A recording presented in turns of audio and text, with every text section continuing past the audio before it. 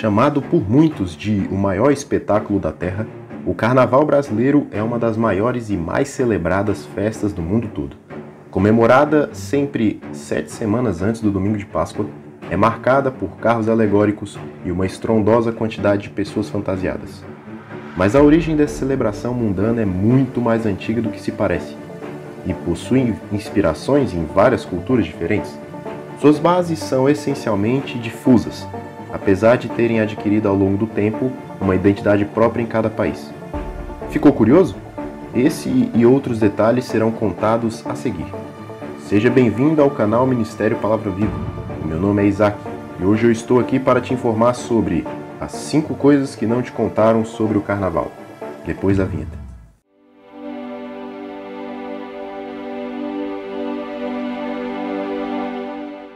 O Carnaval foi aproveitado pelo catolicismo. Para que essa afirmação se sustente é preciso o contexto, e para tanto é necessário que voltemos no tempo na época do Império Romano. Antes mesmo de Cristo nascer, ocorriam as famosas festas saturnálias, onde todas as obrigações e funções políticas e sociais paravam, para que todo o povo festejasse no período de uma semana. Inclusive, o grande e conhecido imperador Júlio César mudou o calendário oficial só para que as saturnálias durassem mais 2 dias. Que coisa, não? Também, por alguma ironia do destino, os deuses celebrados durante as folias eram Saturno, o deus do tempo e da agricultura, e Baco, o deus do vinho e da promiscuidade. Isso pode demonstrar que, provavelmente, a intenção dos romanos era que os deuses garantissem que a festa durasse bastante tempo e fosse muito libertina. Uma das marcas registradas das Saturnálias, inclusive, era que a nobreza e a plebe comemoravam juntas com muita comida, bebida e danças exageradas, onde todos, ricos e pobres, que participavam tinham papéis na festa, como por exemplo o chamado Rei Momo, que na verdade era um escravo, mas tinha poder para fazer o que quisesse durante a festa. Um certo escritor sírio chamado Luciano Samosata descreveu em uma de suas obras o que ocorria nas Saturnálias de forma bem detalhada. Caso queira ler, pause o vídeo nesse exato momento.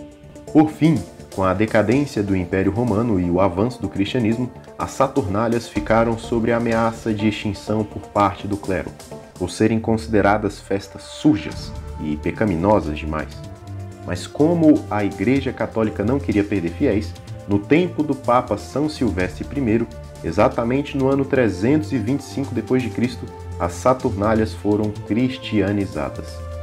Vale ressaltar que esse é o mesmo ano do famoso Concílio de Nicéia. Com o tempo, o Carnaval também foi se apropriando de práticas de outras festas antigas, como a Navigium Isidis, comemoração egípcia onde as pessoas dançavam a deusa Ísis do lado de barcos de madeira cheios de enfeites e decorações em cima, que foram os primeiros protótipos dos tão conhecidos hoje em dia carros alegóricos. Muita coisa, não? O Carnaval está ligado à Páscoa Católica. Com a instituição do Carnaval no calendário católico, era necessário que os fiéis tivessem oportunidade para se purificarem dos pecados cometidos durante as festanças. Para isso, foi estabelecida a Quaresma, que desde então ocorre sempre 40 dias antes da Páscoa e deve ser dedicada ao jejum e oração. Por isso, o termo Carnaval, que vem do latim carnis levale, significa, entre aspas, adeus à carne, fecha aspas, pois se tratava de uma tentativa da Igreja de fazer com que os fiéis tivessem um tempo livre para pecar, a fim de descarregarem suas mágoas antes de se arrependerem. Mas a aversão entre o Carnaval e a Páscoa é muito mais instigante do que se pensa. Enquanto em uma das datas celebra a ressurreição de Jesus Cristo, na outra todos os papéis sociais se invertem e a ordem desmancha-se em caos carnal. Enquanto uma fala que o sacrifício do Filho de Deus e a sua ressurreição trazem oportunidade de vida eterna ao homem, a outra é simplesmente carpe diem, ou seja, aproveite o agora, esqueça o depois.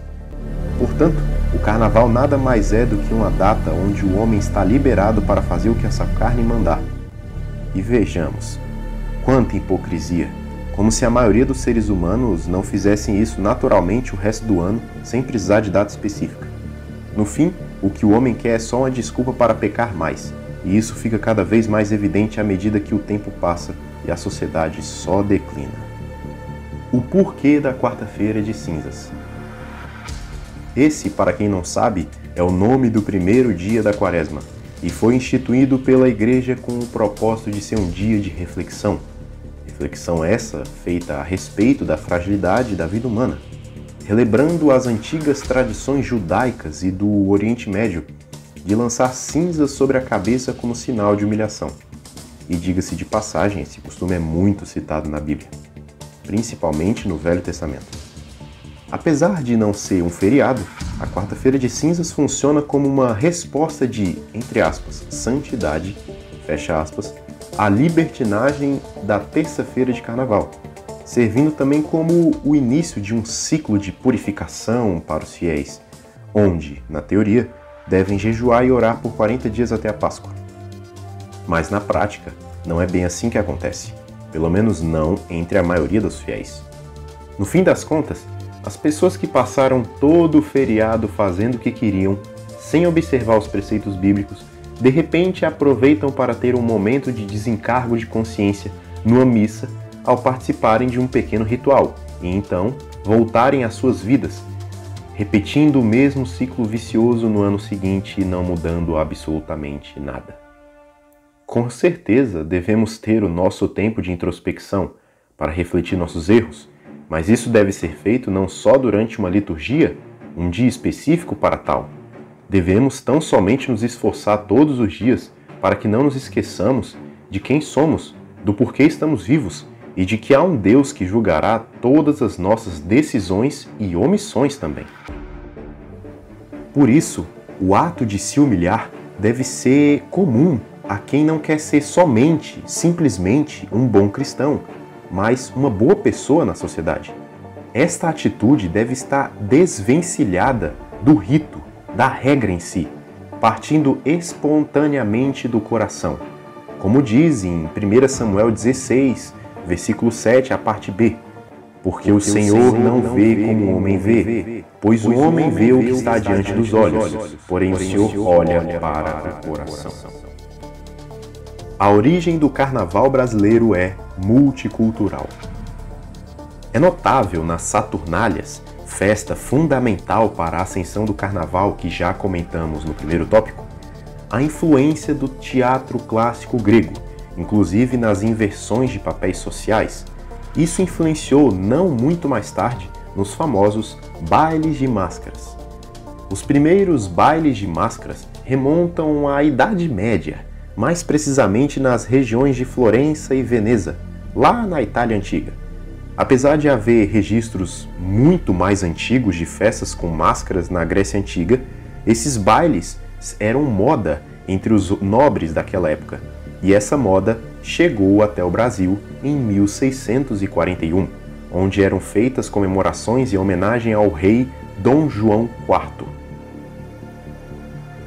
Entretanto, os bailes de fato só se popularizaram no Brasil praticamente 200 anos depois, lá no final da década de 1830, sobre a regra rígida de que só a nobreza poderia participar.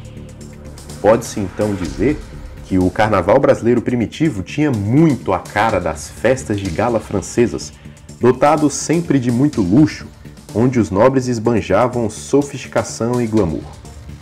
A título de curiosidade, os bailes de máscaras ainda são muito populares hoje em dia, como podem ver. Hoje, com mais zombaria do que antes, mostrando como o ser humano é tolo ao pensar que pode fazer tudo sob o pretexto artístico, simplesmente nojento. O feriado de carnaval é o mais perigoso do Brasil. É um costume muito comum viajar quando há dias de folga do trabalho. Muitos se programam até meses antes apenas para isso, para aproveitarem um tempo com a família, conhecerem um lugar diferente ou simplesmente se divertirem, espairecer a cabeça. Afinal, que mal tem nisso? O grande problema é que o feriado de carnaval em específico se torna uma armadilha mortal, principalmente para os motoristas. Caso você já esteja acostumado a viajar de avião, As estatísticas podem não te assustar, mas para quem escolhe encarar a estrada, tome muito cuidado.